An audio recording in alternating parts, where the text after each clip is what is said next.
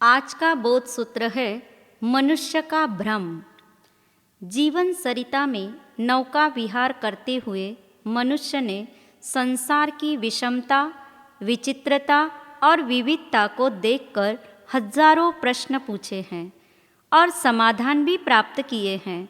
तथापि एक प्रश्न ऐसा है जिसका अनेक बार समाधान मिलने पर भी आज वह प्रश्न चिन्ह ही बना हुआ है। वह चिरंतन प्रश्न है मृत्यु, जो सदियों से पूछने पर भी आज तक सुलझा नहीं है। मृत्यु का प्रश्न इसलिए अमिट है क्योंकि आत्मा की मृत्यु नहीं होती, वह अजर अमर है। शरीर भी जिस मिट्टी से बना है उसी मिट्टी में मिल जाता है। अतः ज्ञानियों ने मौत को परिभाषा करते हुए कहा है, आत्मा का देह को छोड़ जाना मृत्यु है। प्रायः लोग मृत्यु की तैयारी के लिए जीवन रहते हुए नहीं जागते। हालांकि समय पर नहीं जागने वाली मनोवृत्ति व्यवहार में भी सफलता नहीं देती। समय पर स्टेशन न पहुँचो तो गाड़ी छूट जाती है। समय पर बीज नहीं बोने से फसल हाथ में नहीं आती। जो व्यापारी समय पर सौदा नहीं करता वह लाभ से वंचित रह जाता है। अतः मृत्यु के चिरंतन प्रश्न को सुलझाने के लिए समय और शक्ति का हर पल सदुपयोग करो। शुभ कार्यों को और धर्म क्रियाओं को बेमन से, टूटे फूटे दिल से, थके हारे मस्तिष्क से, दीनहीन भावनाओं से और जीर्ण शीर्ण आस्था से मत करना।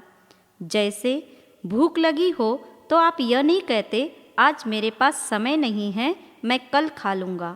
आपकी शादी हो तो क्या आप ऐसा कहेंगे कि इस वक्त मैं बहुत व्यस्त हूँ, बाद में फेरे ले लूँगा।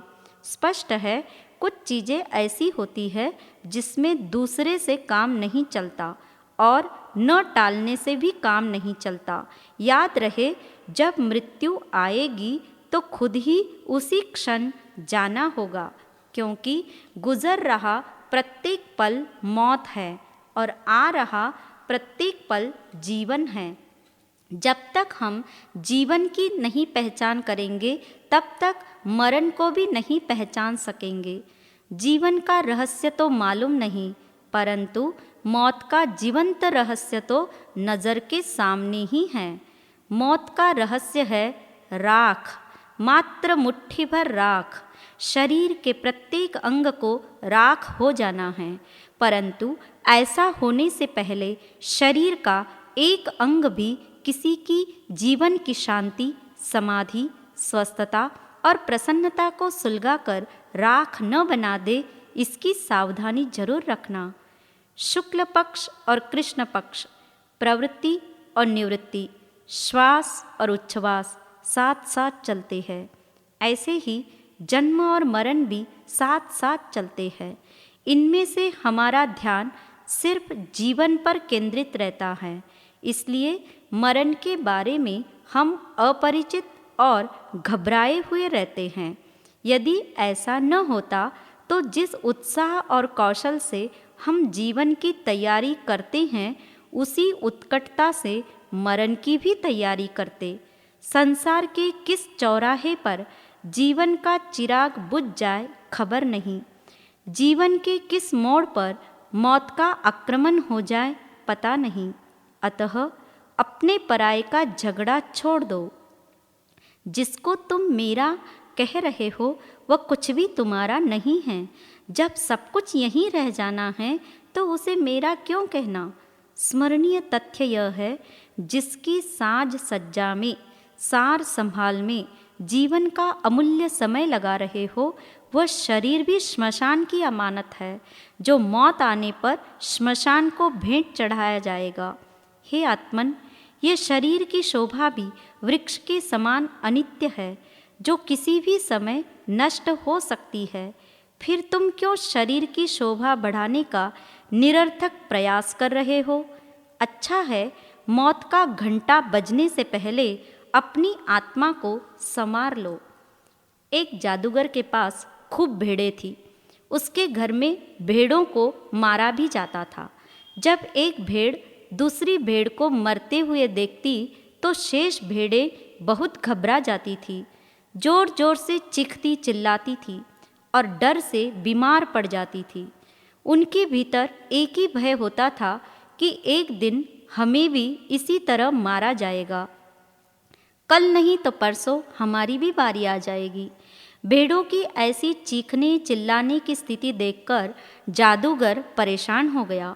फिर उसने कुछ सोचकर एक तरकीब निकाली। एक दिन उसने सारी भेड़ों को इकट्ठा कर उन्हें हिप्नोटाइज किया।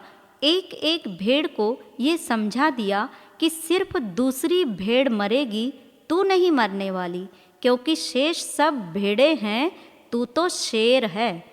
धीरे धीरे सब भेड़ों को ये ख्याल आ गया कि वे शेर है, भेड़ नहीं है। जब भेड़ें बड़ी मस्ती में रहने लगी, हालांकि उनके सामने भेड़ों को मारा जा रहा है, किंतु उन्हें अब डर नहीं लगता, क्योंकि वे विश्वस्त हो गई, हम शेर हैं, हमें मारने का तो सवाल ही नहीं। जादूगर इस उपाय से बड़ा निश्चिंत हो गया और भेड़ें भी भयमुक्त हो गई। हालांकि मौत जारी है, किंतु वे निर्भय हो गई, क्योंकि उनके भीतर शेर होने का ख्याल है। दुनिया के तमाम लोग भेड़ों की भांति जीवन जी रहे हैं, जिन्हें शेर होने का ख्याल है। हमारे सामने कोई न कोई प्रतिदिन मर रहा है, किंतु हमें ख्याल नहीं आता कि मैं मरूंगा। भेड़ों की तरह हमें भी भ्रम हो गया है। इसी भ्रम ने मनुष्य को उन्मत्त बना दिया है, क्योंकि भ्रम के अंधेरे कोने में सत्य की रोशनी कैद हो जाती है। दूसरे मर रहे हैं, हम नहीं मरेंगे, इस भ्रम को मिटाना ही साधना का सार है। याद रहे, मनुष्य का जीवन पेड़ के पत्ते की भांति है। पत्ते की अनेक अवस्थाएं होती है। जिस पत्ते में लालिमा और सुकोमलता हो वह कोमल है। जब उसमें हरापन भी आ जाए तब किसलय, हरेपन के साथ जब कुछ कठोरता आ जाए तब वह हरा पत्ता कहलाता है। जब बुढ़ापे को प्रमाणित करने वाला पीलापन आ जाए तब वह पीला पत्ता, जो एक हवा का हल्का सा झोंका आते ही वृक्ष से सदा के लिए अलग होकर धरती पर गिर जाता है। यह जीवन भी पत्ते की भांति अनेक अवस्थाओं से गुजरता है। जैसे वृक्ष के कुछ पत्ते कोमल अवस्था में झड़ जाते हैं, तो कुछ किसलय अवस्था में, कुछ हरे पत्ते के रूप में झड़ते हैं और कुछ अंतिम अवस्था में सूखा पत्ता बनकर झड़ते हैं। किसी शायर ने कहा है, जीवन एक वृक्ष है फानी, बचपन पत्ते शाख जवानी, फिर है पतझड़ शुष्क बुढ़ापा, इसके बाद खत्म है कहानी। ऐसा भी होता है, कुछ मनुष्य गर्भावस्था में मर जाते हैं, तो कुछ जन्मते ही मर जाते हैं। कुछ बालवय में तो कुछ किशोरावस्था में, कुछ चढ़ती जवानी में और कुछ उतरती जवानी में, कुछ प्रौढ़ावस्था में और कुछ बुढ़ापे में काल कवलित हो जाते हैं। ख्याल रहे, टूटे फूटे बर्तन को चमकाया जा सकता है, सड़ी हुई लकड़ी को संस्कारित करके आकर्षक बनाया जा सकता है, फटे हुए दूध को संस्कारित कर पनीर बनाया जा सकता है, किंतु ये जीवन एक बार बीत गया तो इसे संस्कारित नहीं किया जा सकता। जीवन एक साम्राज्य है। इसका अधिकारी वह हो सकता है जो अपने जीवन को प्रकाश से भर लेता है। अतः धन संचय और पारिवारिक मोह में ही जीवन को मत पिरो देना, क्योंकि मृत्यु के समय वे सब साथ छोड़ देते हैं। कुछ सोच जरा मन में, तेरी क्या जिंदगानी है। जीवन है ये कुछ दिन का, चंद दिन की कहानी है। सांसों के तारों के स्वर मधुर निकलते हैं, तारों के ढिलकते ही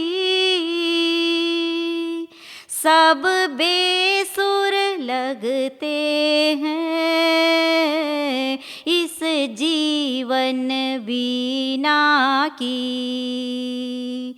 तूने कदरन जानी है इस जीवन बीना की।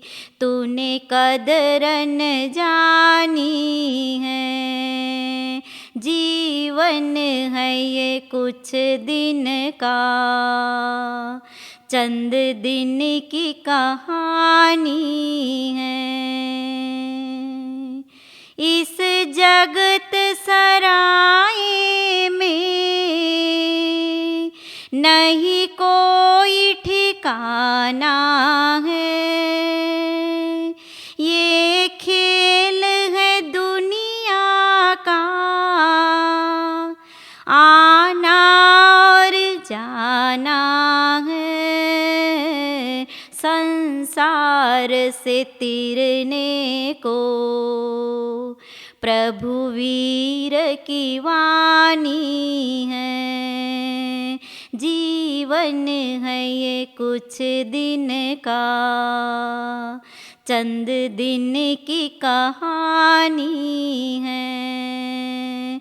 कुछ सोच जरा मन में, तेरी क्या जिंदगानी।